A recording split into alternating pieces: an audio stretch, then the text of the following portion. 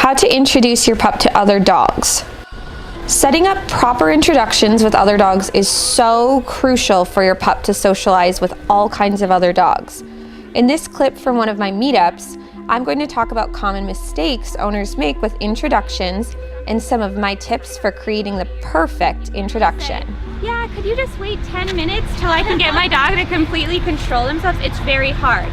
But in those cases, if it's gonna take 10 minutes, your dog shouldn't go and say hello yet.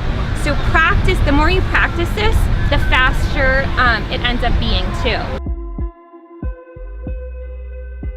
And that's the way to desensitize her is one person should sit inside and just hi with the treat.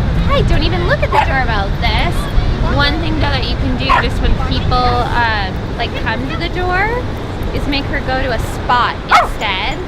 Like, oh, it's pretty easy actually. Really? Yeah, that's what we should do another session and do that. That'd be great. Oh, perfect. Okay, so today we're going to talk about proper introduction. And this is going to be so huge for the dogs, especially that are reactive, how to properly introduce two dogs. A lot of times people don't know. The first thing is that if your dog is not following like everything we're going to talk about completely, do not go and introduce your dog. A lot of people think that, okay, I have to let the dog go and say hello, but if you're not 100% confident that it's going to be a controlled introduction, don't allow your dog to go and say hello. You are going to get a better experience with socialization, keeping it as controlled as possible, even if that's 5 feet away and that's all your dog can do. Totally fine.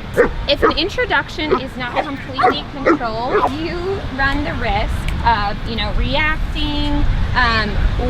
When a dog doesn't have complete self-control, you don't know what's going to happen.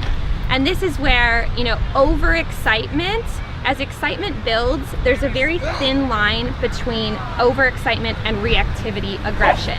Just got a call from somebody like last week that told me, my dog was the friendliest dog in the world and now she's aggressive. So she tells me the story that her dog was going up to say hello to her best dog friend and they're like a block away from each other. So the dogs are pulling to each other to go and say hello.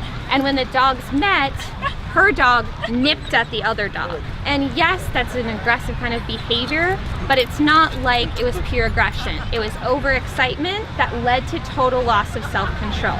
If you're to teach your dog one thing, it should be focus.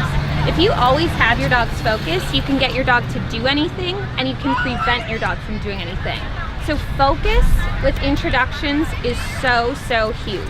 So the very first step is to get your dog's focus. If your dog is pulling towards a person, another dog, whoever they want to go and say hello to, they're not ready to go and say hello. What I was trying to get at is the classic scenario of her trying to get somewhere and just having her sit. She's going to have her back facing me. And mentally, she's still 100% there. So that's where the sitting is not enough. So if she was sitting right here, she's still not 100% controlled. She's at about half self-control because she's sitting, but mentally she's right there. You want to totally take her focus. I don't even have a treat. Yes. Off of whatever she's excited about before you allow her to say hello. When your dog is sitting in front of you, focusing on you, your dog is at full self-control. She's calm, focused. The more excited a dog gets, the further from self-control they are. So when she sees a dog, the excitement builds up. So if you go and let your dog say hello to that other dog when she's at this level, you don't know what's gonna happen. The biggest thing is to be patient in one place. She's not ready to go forward yet, can't say hello. The longer you're at this spot and that dog is sitting right there and the environment's not changing, the less exciting it's going to be. So be patient right there and don't let them meet until they're fully calm like this. When two dogs are playing, they might be playing and everyone sees this, like, oh, they were playing totally fine, and then all of a sudden they just started going at it and they lost control. So what you want to do is always call your dog out of it before you would need to call your dog out of it. So when they're playing totally fine, call them out of it, break it up. Hi, come back, focus on me. Okay, now go back and play. Then when they go back, you can let them play for a couple seconds longer and keep working up. Hey, you need to sit when you're feeling like you're getting that worked up. Sit, focus on me, sit, focus on me. And the dog ends up doing it on their own. Because our goal with every dog is to keep them in this range of self-control and not get up here ever. I think the hardest thing is when you are out in public and people are like, oh my gosh, what a cute dog.